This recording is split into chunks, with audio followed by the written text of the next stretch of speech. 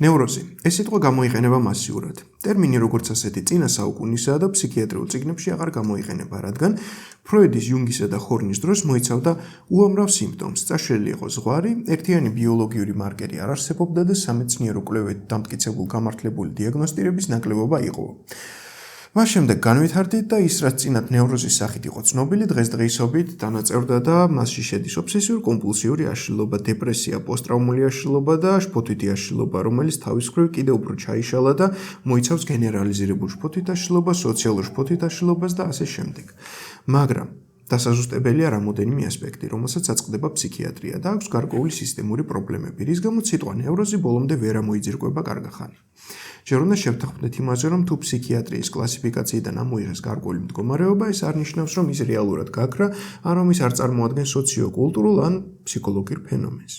ჰომოსექსუალობის შემთხვევა ამის კარგი მაგალითია. ადრე ფსიქიატრია მას პათოლოგიად მიიჩნევდა, თუმცა მოგვიანებით მეცნიერებამ და კვლევებმა აჩვენა, რომ ჰომოსექსუალობა არ არის მენტალური აშლილობა, არამედ ნორმალური ვარიაცია ადამიანის სექსუალობის ფარგლებში, რის შედეგადაც 1973 წელს ამერიკის ფსიქიატრთა ასოციაციამ ამოიღო DSM-ის კლასიფიკაციიდან, ხოლო ჯანდაცვის მსოფლიო ორგანიზაციამ 1992 წელს ICD-დან. მაგრამ საკმაოდ ბევრი ადამიანი ჰომოსექსუალობას ფსიქიკურ პრობლემად დღემდე მაინც მოიაზრებს. ადრე წიგში იყო, ამოიღეს, მაგრამ იგი არსად გამქრალაო, ხო? უბრალოდ აღიარეს, რომ მისი შეტანა საკმაოდ მცდარი იყო და მის განსაკურნად ლობოტომიის გაკეთება და წამება უშედეგო. თუმცა ეს პრინციპი ზოგადად ეხება სხვა შემთხვევებსაც. შეიძლება ფსიქიატრია ცდებოდეს, მაგალითად, თუ რაღაც აშლილობა დღევანდელ კლასიფიკაციაში აღარ შედის, ეს არ ნიშნავს, რომ ის აღარ წარმოადგენს პრობლემას, ან რომ ადამიანს მისი სიმპტომები აღარ აწუხებს. შეიძლება ცვლილება იყოს კულტურულად განპირობებული. ზოგიერთი ფენომენი, რომელიც ადრე პათოლოგიად მიიჩნეოდა, საზოგადოებრივი აღქმის ცვლილების გამო აღარ ითვლება დარღვევად. ასე რომ დიაგნოზის ამოღება კლასიფიკაციიდან არ ნიშნავს, რომ მოცემული ფენომენი აღარ არსებობს, უბრალოდ მეცნიერება და საზოგადოებრივი შეხედულებები იცვლება. მაგრამ რა შუაშია ეს ნევროზთანოიტყვი? ხო თქვი რომ განვითარდით და ამოიღეს კიდევაც. ფსიქიატრიული დიაგნოზების უმეტესობა ეფუძნება სიმპტომურ აღწერას, ვიდრე კონკრეტულ ბიოლოგიურ მარკერს და ერთი და იგივე პრობლემით მოსული ორი სხვადასხვა ადამიანი, რომელიც განსხვავდება ხასიათის თვისებებით და უამრავი სხვა მოცემულობით, რაგინ პროფესიონალი არ უნდა იყო, მოგიწევს ენდო მის მონაყოლს და თუ ეს ადამიანი მიდრეკილია გაზვიადებისკენ და მეორე კიდე პირიქით ბოლომდე არ ყვება სიმპტომატიკას, დიაგნოზში შეიძლება იყოს ცდომილება. მაგალითად, წინა თვეში მოსული პაციენტი, რომელიც ანტიდეპრესანტებზე შესვეს, იმიტომ რომ ბეკის ტესტში 11 ქულა აჩვენა და წამლემა სულაც არ უშველა, გაირკვა, რომ აპათია აქვს შიდა კონფლიქტების გამო, რაც წამლებით ნამდვილად ვერ მორჩებოდა და ფსიქოთერაპიის კომპეტენცია. აქვე დავამატებ, რომ ფსიქოთერაპიის გარკვეული ნაწილი სამეცნიერო ფუნდამენტისაა და რაღაც ნაწილი არასამეცნიერო, მაგრამ მათი გამოყენება ხშირად ხდება საჭირო პაციენტების მხრიდან პრობლემის ნათლად დანახვისათვის და მათ აღმოსაფხრელად. დაუბრუნდეთ ნევროზსა და ფსიქიატრიას. დიაგნოზები ხშირად სუბიექტურია. 15 წუთში ექიმი პაციენტს რამოდენიმე დიაგნოზს უსვამს, რაც ექიმის ინტერპრეტაციაზეა დამოკიდებული და ხშირად ზედმეტად ბევრ დიაგნოზს ასვავენ და რომ არ ყოფილიყო ასეთი შემთხვევები არც არავინ ახსენებდა ამ პრობლემას. არ არსებობს ობიექტური ბიოლოგიური ტესტები, განსხვავებით სხვა სამედიცინო სფეროებისაგან, რომლებიც დიაგნოზს 100%-ით დაგიდასტურებს. ტესტები, როგორიცაა ბეკის დეპრესიის ინვენტარი და მრავალი სხვა, არის სუბიექტური თვითშეფასების სკალები, რომლებიც არ უნდა იქცეს დიაგნოსტიკურ ოქროს სტანდარტად.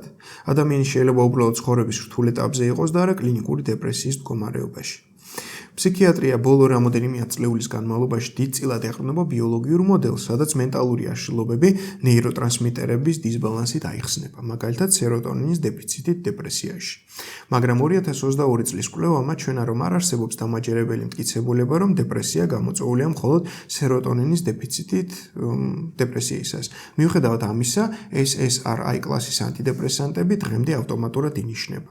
ასევე დღემდე არ ვიცით, როგორ და რატომ მოქმედებს კონკრეტული პრეპარატი. ხშირად წამლები ინიშნება ექსპერიმენტულად, მხოლოდ კვლევისა და ცდისა და შეცდომის პრინციპით. და ბოლოს ფსიქიატრიული წამრები ხშირად მხოლოდ სიმპტომებს ამცირებენ, მაგრამ მიზეზს არ აგვარებენ. მაგალითად, ღრმა აპათია და შინაგანი ღერძის არქონა თერაპიულ მუშაობას მოითხოვს, ხოლო მხოლოდ წამალი ამას ვერ უშველის.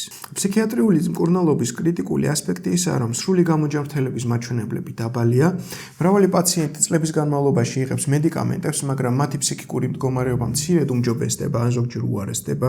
ხშირად პაციენტები იღებენ მხოლოდ მედიკამენტებს თერაპიული ჩარევის გარეშე. კვლევები კი აჩვენებს, რომ ფსიქოთერაპია და ანტიდეპრესანტები უფრო უკეთესად მუშაობს ტანდემში მუშაობისას, მაგრამ ფსიქიატრები მხოლოდ წამლებს ნიშნავენ, ან აღიარებენ მხოლოდ კოგნიტურ ბიჰევიორალ თერაპიას და არტ თერაპიას, რაც მეტად ბოჭავს ყველაფერს. და წარმატების შეფასების მეთოდოლოგია კი არ არის მკაფიო. მაგალითად, პაციენტი შეიძლება გრძნობდეს, რომ წამალი ეხმარება, მაგრამ რეალურად მისი ფსიქოლოგიური პრობლემები უცვლელი რჩება.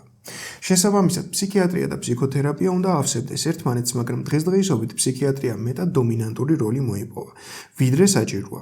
და ყველა ავტომატურად ცდილობს არგუმენტების გამეცნიერებიზაციას, ვინაიდან მეტად ჭკვიანურად ჟღერს, მეტი სანდოობით გამოიყურება, რის გამოც ყველა, ვინც ადამიანის ფსიქიკის სფეროშია, სასოწარკვეთილად ცდილობს არგუმენტად რაიმე ფსიქიატრიული მოიშველოს, რათა მეტად პროფესიონალად გამოჩნდეს. არადა ისეთი პრობლემები, როგორიცაა ტრავმული გამოცდილება, ემოციური დისრეგულაცია, შინაგანი ღერძის ნაკლებობა ვერ გვარდება წამლებით.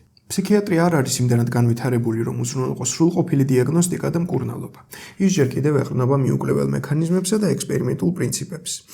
თანამედროვე პრაქტიკა კი გადაჭარბებულად ეყრდნობა მკაცრ კატეგორიზაციას, მედიკამენტოზურ მკურნალობას და მოკლე კონსულტაციებს, რაც ართულებს პრობლემის სიღრმისეულ გაგებას.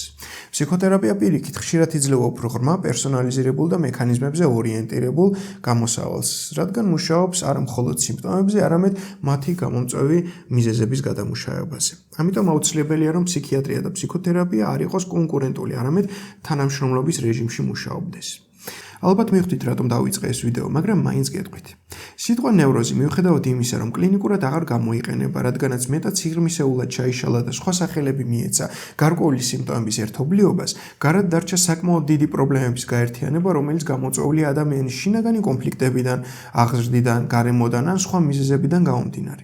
ამავდროულად ადამიანს შეიძლება ახასიათებდეს გარკვეული სიმპტომატიკა, რომელიმე დაავადების, მაგრამ ბოლომდე ვერ ჩნდებოდეს მასში, იმიტომ რომ თუ ზოგიერთი აშლილობის დიაგნოზი და სასმელად საჭიროა 5 სიმპტომის არსებობა, მას აქვს 3 და კიდევ რომელიმე 2 სიმპტომი სხვა აშლილობიდან.